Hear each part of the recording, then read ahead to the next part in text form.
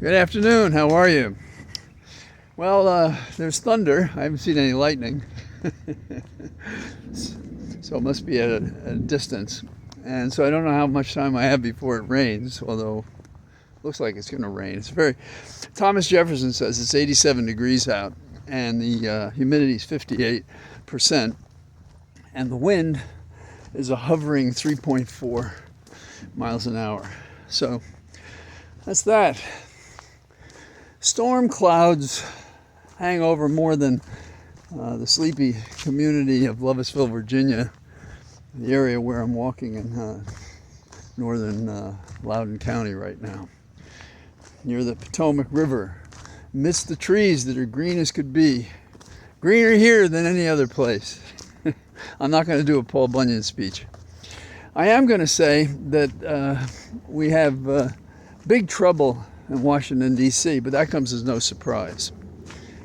Let's consider the depravity of the administration. It's a given that whenever we talk about the administration, we're talking about depravity. The price tag for Trump's military birthday party is anywhere from 20 million to 45 million. Isn't that something? They're going to have about 6,000 troops. They're going to house 2,000 of them at the agricultural department for days, and they're going to put 3,000 plus at GSA. They're going to have, when they're all have a full complement, they'll have 6,600 soldiers. They'll have 50 aircraft. They'll have 150 vehicles, I assuming tanks. And this reminds me of other shows of force in other nations. In 1969, I was in Paris when they had a display of armaments that I hadn't seen amassed in any one place. And in those days, those of us interested in science could find ourselves at a missile silo in New Jersey, as happened with the scouts I was with. But I hadn't seen a parade like that. And in 1969, I saw it in Paris, and there were disturbances there. And in recent years, before the Trump-Putin partnership, one hand in each other's pockets, came to be, Holly and I were in St. Petersburg, and they had a display of military. And let me tell you, that was pretty unnerving. So that's what Trump wants. And you have to look at the context when these things are happening.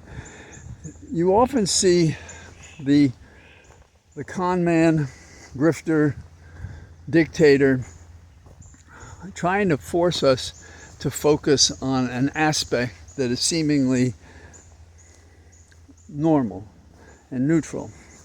But it can't be lost upon us that the Constitution, step by step, right by right, clause by clause, is being taken apart by Trump. And luckily the courts have been resisting and pushing back. But it's undeniable that at every turn, Trump looks for a fascist way to mishandle and abuse what he's been sworn to preserve and protect, namely our Constitution. So in the context of his steps now, if you're going to have a military show of force, is that to intimidate us, the people, the force of the president to do whatever the blank he wants to do? And I think the answer is yes. We know he is a small-minded man. We know that he has a resolve that has outdistanced any of the good people in this drama. That is to say, our elected representatives who sit on their hands and do nothing and keep pretending and wanting to believe that the normalization of this is the truth when it's plainly not. So that's something to consider. Now, we have to ask ourselves, how does an honest man find two acts sensible? That is, slashing the Department of Veterans Administration budget and then claiming to have a parade to honor the military on his birthday. Dictators to DC should be the name of this show. And if people don't get up on their high horses and charge to eliminate this disgrace on America's history and its current immobility to stop these abuses against the notion and idea that was a great revolution of freedom and equal rights in our Declaration of Independence and our Constitution. Now, if this goes forward, and it appears right now it's got momentum and nobody seems able to stand in front of it and stop it, we're going to have a protest. There's been an application for a permit to do so. And as stated by the organizers, it's against billionaires and the military that seeks to enforce their domination. And mark my words, if this goes forward and Trump gets his way with force, the first ones gone are going to be these billionaires. Do you think he's going to share with anybody what he needs to do? Elon still doesn't know that Trump used him until he didn't need him, and he moved on. That is who he is. That is what we're dealing with. Now, it should also matter to us that we're going to spend $45 million on this vanity parade used to coerce us, the people, into subjugating ourselves to this wannabe dictator. And I'm talking about the massive tax and immigration package. Not very beautiful, but thought of as such by Trump. It's a beautiful thing. It's not a beautiful thing. It is an assault, again, on our notions that there's equal justice before law, that we have a balanced administration that, yes, recognizes this as a capitalist society, but blends and takes care of others in our system who service its objectives, even as they enjoy the freedom intended by the Declaration of Independence and the Constitution. And the Constitution read, "We the people." It is for us. It's not for anyone else. It's not for some petty dictator. So, is the public noticing this? Well, there was a couple of surveys in recent days, and 65% fear there's going to be increased unemployment. They also take a look at consumer sentiment, and it's gotten worse, not better, despite whatever Trump may say. And it's down to 69%. And 7% of that decline of citizen support comes from Republicans. That's a number. That's a big number. So the Republicans have rebelled against the Trump tax immigration package, really because it doesn't go far enough. They want more suffering, but they want all the slashes and cuts and so forth that were promised the group of protesters who took over our country, believing what Trump said and finding, not quite so much. So on the committee considering the bill to vote it out to go to the floor, 5 hawks joined Democrats to stop a referral to the full House. Big, but not so beautiful. And consider the math. In the first case, just dealing with the SALT, state and local taxes, they're going to add $2.5 trillion to the national debt, which is $36.2 trillion. And this is insane. And Monday there'll be another vote on it. So will they double down on their cruelty? Yeah, probably. Another thing that I think is worth talking about, because it's part of Trump's dictatorial plan, if you will, is how much can I suck out of the Supreme Court based on the fact that I put these hacks on the Supreme Court.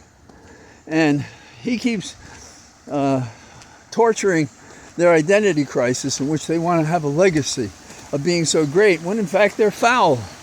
They're political hacks, 6 of them. And we have to press that nationwide, that we don't have a Supreme Court, we have an inferior court in terms of ethics and conscience and following the law. So let's take a look at this for a second. What is at the basis of the current fight before the Supreme Court?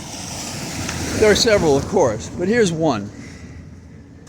The Constitution says if you're born in America, you're a citizen.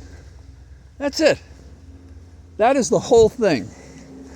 Is that subject to misunderstanding? No.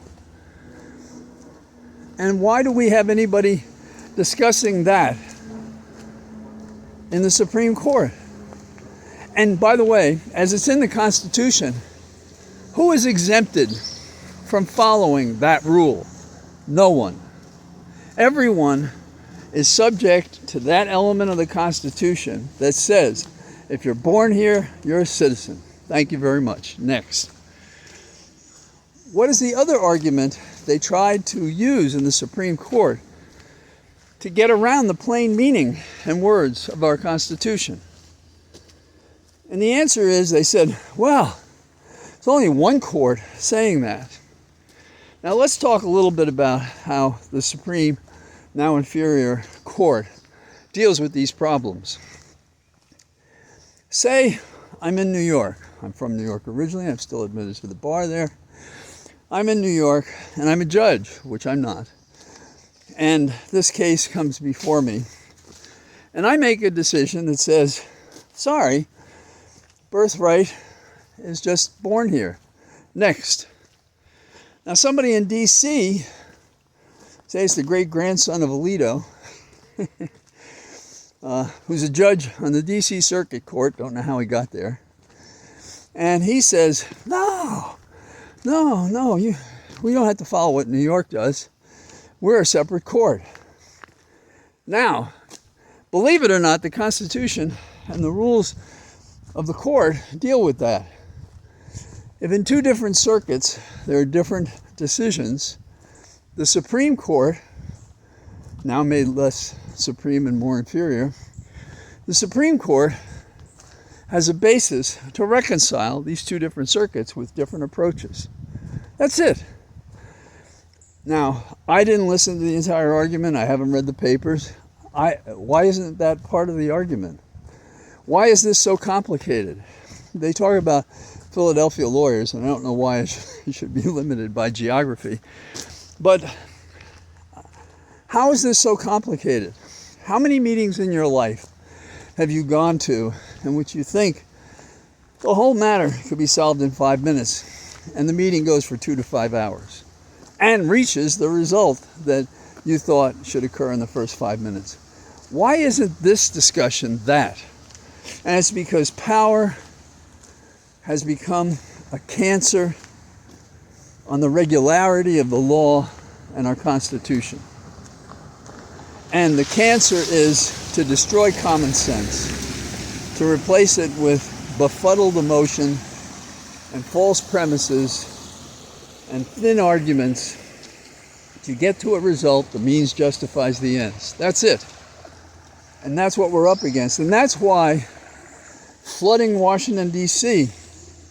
with armed characters from our government is, when looked at fairly in the context, an attack on our liberty intended to coerce us.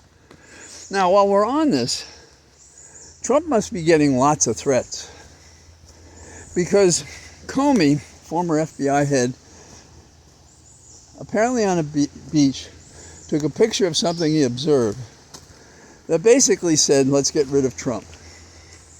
It didn't say how. It didn't make a threat. It didn't say go forward. It wasn't authored by Comey, but now there's an investigation of Comey. Why?